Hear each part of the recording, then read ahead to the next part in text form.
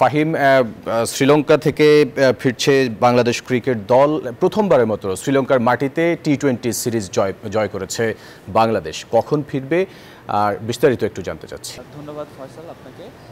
গতকাল কিন্তু বাংলাদেশ দল একটি দুর্দান্ত জয় পেয়েছে শ্রীলঙ্কার বিপক্ষে। প্রথমবারের মতো টি-20 সিরিজ জিতেছে লিটন দাসের দল।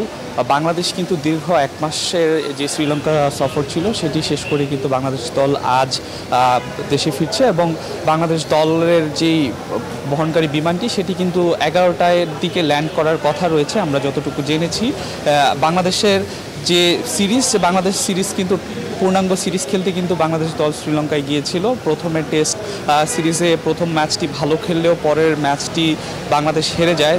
বাংলাদেশ টেস্ট সিরিজ হারার পর ওয়ানডে সিরিজেও খুব একটা ভালো করতে পারেনি, সেখানেও একটি ম্যাচ জিতেছে বাট সিরিজ হেরেছে। কিন্তু বাংলাদেশ দল কিন্তু টি-20 সিরিজে দুর্দান্ত করেছে, ঘুরে দাঁড়িয়েছে। প্রথম ম্যাচ হারার পর টানা 2 ম্যাচ জিতে কিন্তু বাংলাদেশ দল সিরিজ নিশ্চিত করেছে। এবং লিটন দাসের কথা আলাদা করে বলতেই হয়, তিনি কিন্তু ওয়েস্ট ইন্ডিজে একটি সিরিজ জিতেছে এবং শ্রীলঙ্কাতে একটি সিরিজ জিতেছে, দেশের বাহিরে ব্যাক টু ব্যাক 2টি সিরিজ জিতেছে এবং বাংলাদেশ দল কিন্তু আজ ফিরছে। তবে বাংলাদেশ দলের কিন্তু এখন পর্যন্ত দেশে আসার পর কিন্তু স্বস্তির কারণ নেই, কেননা 20 তারিখ থেকেই বাংলাদেশ দল আবার পাকিস্তানের সাথে একটি টি-20 সিরিজ খেলবে। সেখানে হয়তোবা আজকে বাংলাদেশ দলের প্লেয়াররা একটু বিশ্রাম নিয়ে তারপর কাল থেকে কিন্তু আবার পাকিস্তান সিরিজের জন্য প্রস্তুতি নেবে।